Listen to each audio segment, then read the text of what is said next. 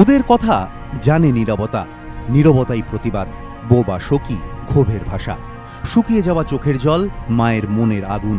এটাই আজ মনের কথা, শোকস্তপ্ত পাকিস্তানের কথা। সব হারানোর দিন, সব হারানো রাত, রাত পেরিয়ে সকাল।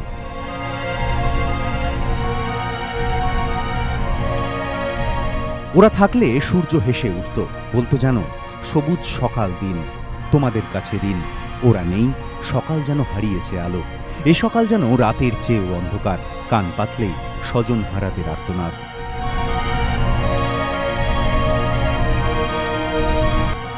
প্রতিদিনের মতো সেদিনও এসেছিল ওরা, বই খাতা একরাশ আনন্দ। কিন্তু বেলা গড়াতেই সব শেষ।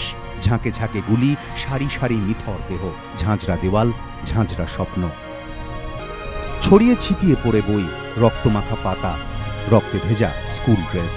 শৈশবের এক কোন পরিণতি!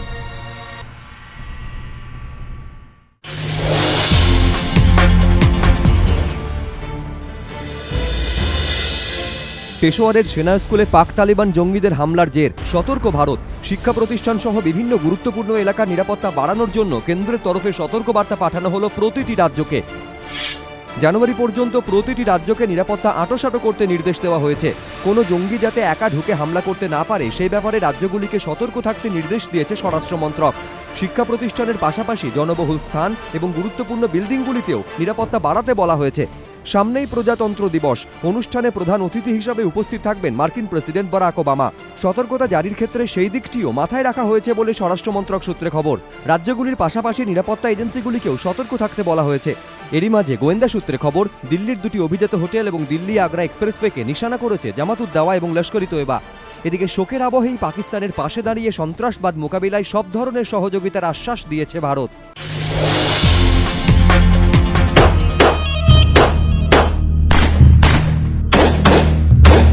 मासूम बच्चों ने क्या गुनाह किया, क्या कसूर था उनका?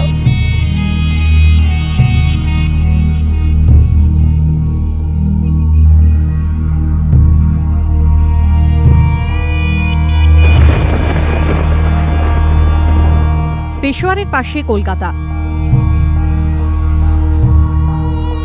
পাকিস্তানের স্কুলে নারকীয় হত্যালীলার প্রতিবাদে শহরে স্কুলে স্কুলে সরব নীরবতা, মোমের আলোয় শোক জ্ঞাপন, সন্ত্রাসবাদকে ধিক্কার।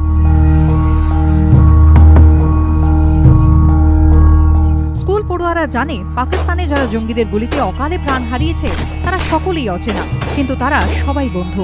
তাদের জন্যই মন খারাপ, নীরব হয়ে মনে মনে তাদের মনে করা। স্কুলে স্কুলে পড়ুয়াদের এই নীরবতা সোচ্চারে বলে দিল সন্ত্রাসমুক্ত বিশ্ব গড়াই আগামীর শপথ।